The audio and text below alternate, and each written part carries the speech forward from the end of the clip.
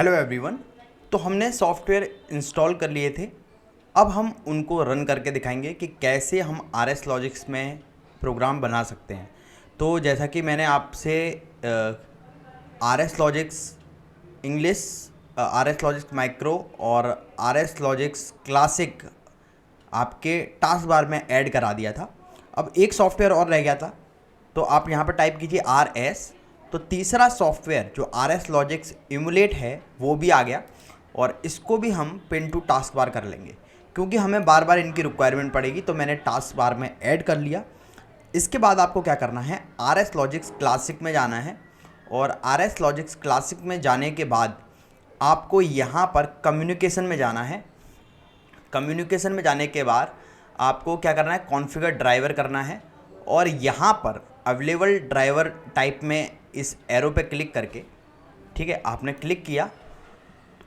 यहाँ पर आपको SLC 500 इमुलेटर ड्राइवर सेलेक्ट करना है। ये आपने सेलेक्ट किया और इसको ऐड कर दिया, ठीक है, ओके कर दिया, ठीक है। ये ओके करते जाइए आप, ये आपका ऐड हो गया। इसके बाद आपको क्या कर देना है, ये आपको हटा के यहाँ से मिनिमाइज़ कर देना है और अब आप रेडी हो गए हैं प्रोग्राम बनाने के लिए, ठीक है। तो पहला प्रोग्राम हम स्टार्ट करते हैं अपना, कैसे हम बनाएंगे। तो ये आपने जो सॉफ्टवेयर है RS लॉजिक्स माइक्रो इंग्लिश, इसको आपने ओपन किया, ठीक है, सिंपल ओपन कर देना है।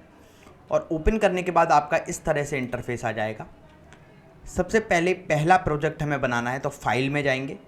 फाइल में जाने के बाद न्यू पे क्लिक करेंगे। न्यू पे क्लिक किया, यहाँ पर आपको सिलेक्ट करना है। तो आपने सिलेक्ट किया माइक्रोलॉजिक्स 1100 सीरीज़ बी, इसको ओके कर दिया। हालांकि आपके पास कोई फिजिकल PLC नहीं है, लेकिन आप एज आ इमुलेटर को यूज़ कर रहे हैं, ठीक है। तो यहाँ पे ड्राइवर में आपने यहाँ पे सिलेक्ट कर लिया EMU 500, ठीक है, और आपने इसको ओके कर दिया। ओके करने के बाद ये आपका पूरा बना आ गया। इसको हम आगे आने वाले लेक्चर में एक एक चीज़ को प्रॉपरली देखेंगे, ठीक है। ये डेटा फाइल्स क्या हैं, ये प्रोग्राम फाइल्स क्या हैं, सारे सेक्शंस को हम एक एक करके समझेंगे। अभी मैं आपको एक सिंपल प्रोग्राम बना के दिखाता हूँ कि एक प्रोग्राम अगर आप बनाते हैं तो उसको आप कैसे रन करा सकते हैं। तो आपने क्या किया, यहाँ पर क्लिक किया, ये रेड हो गया, ठीक है। उसके बाद एक नॉर्मली ओपन स्विच को मैं सिलेक्ट कर लेता हूँ। नॉर्मली ओपन स्विच को सिलेक्ट किया, यहाँ पर मैंने क्लिक किया और एड्रेस में डाला मैंने I:0/0। इस तरह से यहाँ पर इनपुट की एड्रेसिंग होती है। अगर आपको एड्रेसिंग देखने में प्रॉब्लम आ रही है कैसे एड्रेसिंग करेंगे, तो डेटा फाइल्स में यहाँ पे आप देख पा रहे होंगे, मैं इसको जूम कर देता हूँ, ठीक है। ये देखिए, ये डेटा फाइल्स हैं, ठीक है। प्रोसेसर की जो मेमोरी होती है वो दो पार्ट में डिवाइड होती है, एक तो प्रोग्राम फाइल और डेटा फाइल। डेटा फाइल में रहता है लैडर लॉजिक और प्रोग्राम फाइल में रहता है लैडर लॉजिक, और डेटा फाइल में रहती हैं ये सारी फाइल जिसमें इनपुट और आउटपुट का स्टेटस शो करता है। चलिए उसके बारे में एक सेपरेट वीडियो बनाएंगे। यहाँ पे देखिए, इनपुट में आके आप देख पाएंगे किस तरह से आपको एड्रेसिंग देनी है। I:, जैसे ये है तो इसका एड्रेस क्या है, I:0/0। तो इस तरह से आप लोग एड्रेसिंग देंगे, ठीक है। ऐसे ही आपको आउटपुट की एड्रेसिंग देनी है। तो आउटपुट की एड्रेसिंग क्या है, O:0/0। अगर ये पहला आउटपुट है तो आपने दिया O:0/0, दूसरा होता तो O:0/1। तो इस तरह से आप देंगे। तो यहाँ पर क्योंकि डेमोन्स्ट्रेशन पर्पज़ के लिए एक प्रोग्राम बनाना सिखाया जा रहा है, तो हमने क्या किया, यहाँ पर इसका एड्रेस दिया I:0/0 और इसको कनेक्ट कर दिया एक आउटपुट के साथ। तो ये मेरा आउटपुट हो गया और इसको एड्रेस दिया मैंने, बताइए, O:0/0। ये मैंने दे दिया।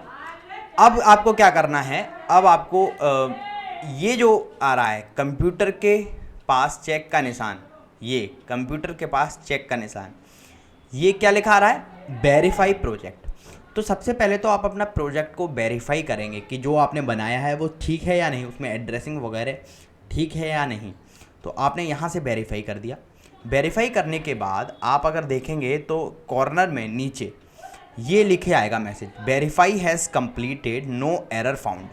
अगर यहाँ पे आपने एड्रेसिंग में कोई दिक्कत की होती, कुछ गलती की होती, मान लो आप अभी एलन ब्रैडली पे प्रोग्राम बना रहे हो लेकिन आपने एड्रेसिंग कर दी सीमेंस वाली I0.0 I0.1 या आउटपुट की जगह Q0.0, तो ये सीमेंस की एड्रेसिंग है, वो आपने अगर यहाँ कर दी होती तो एरर दिखा देता नीचे। चलिए कोई एरर नहीं आया आपका, और आपने फाइल में गए और इसको सेव किया। सेव एज कर लेते हैं ताकि हम अपनी तरफ से नाम दे सकें। तो यहाँ पे मैंने दे दिया विद्या ट्रांस टेस्ट प्रोग्राम, दे देते हैं इसको टेस्ट, ठीक है, टेस्ट दे दिया और इसको सेव कर लिया मैंने। सेव करने के बाद आपको क्या करना है, जो दूसरा सॉफ्टवेयर है ये है RS Logix Emulate 500, इसको क्लिक करना है और ये ऐसे मैसेज दिखाएगा, लेकिन कोई प्रॉब्लम नहीं, ओके करिए बस आप, ठीक है। ओके कर दिया।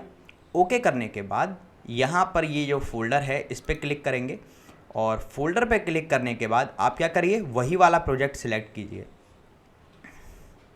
ठीक है। तो क्या था, विद्या ट्रांस टेस्ट, तो ये आ गया विद्या ट्रांस टेस्ट, इसको मैंने सिलेक्ट किया, ओपन कर दिया। यहाँ पे स्टेशन में मैं 1 दे देता हूँ और ओके कर देता हूँ, ठीक है। अब ये आ गया आपके पास, इसको मिनिमाइज़ कर दीजिए, ठीक है। अब देखिए इसकी ज़रूरत पड़ रही है ना बार बार, इसलिए टास्क बार में ऐड कराया था। अब यहाँ से जाइए, ये जो आ रहा है यहाँ पे आप ये देख पा रहे होंगे, ये देखिए यहाँ पर कॉर्नर में ये आ रहा है ना, यहाँ से इस पर क्लिक करके इसको डाउनलोड कर दीजिए, ठीक है।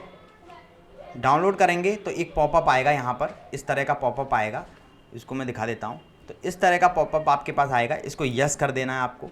और ऑनलाइन जाने की बोले तो चले जाओ ऑनलाइन, ऑनलाइन चले गए, ऑनलाइन चले जाएंगे तो ये नोड घूमता हुआ दिख जाएगा। ये देखिए ये एक सिड्डी है और ये घूम रही है, तो मतलब समझ लीजिए कि आपका काम बन गया। अब यहाँ से जाके आप इसको रन करा सकते हैं, ठीक है। ये डायरेक्ट आपने रन करा दिया। अब बिल्कुल आपका प्रोग्राम रन हो गया और आराम से आप इसको अब ऑपरेट कर सकते हैं। तो इस पर क्लिक कीजिए और यहाँ से इसको क्या कर दीजिए, फोर्स ऑन। तो इनपुट बटन एक कनेक्टेड है जो कि नॉर्मली ओपन है और उसको आपने आउटपुट के साथ कनेक्ट कर दिया है। तो जब मैं इस बटन को प्रेस करूँगा, क्योंकि ये डायरेक्ट आउटपुट के साथ कनेक्टेड है, तो आउटपुट मेरा ऑन हो जाएगा। तो मैंने इसको ऑन किया, मेरा आउटपुट ऑन हो गया, देखिए गौर से, ठीक है। और जब मैं इसे ऑफ़ करूँगा तो मेरा आउटपुट ऑफ हो गया। तो यही एक सिंपल प्रोग्राम का डेमोन्स्ट्रेशन मुझे देना था। तो मैंने सॉफ्टवेयर डाउनलोड करा दिया, इंस्टॉल करा दिया और अब इसे आपको रन करना सिखा दिया। अब नेक्स्ट लेक्चर से हम एक एक चीज़ को बहुत बेहतर तरीके से पढ़ेंगे। मेरा एक व्हाट्सअप ग्रुप है, एक कम्युनिटी है व्हाट्सअप पे, जिस पे सारे PLC प्रोग्रामर हैं। तो आप क्या करिए, उस कम्युनिटी को भी आप ज्वाइन कर सकते हैं, उसकी लिंक मैंने डिस्क्रिप्शन में दे दी है। Thank you very much.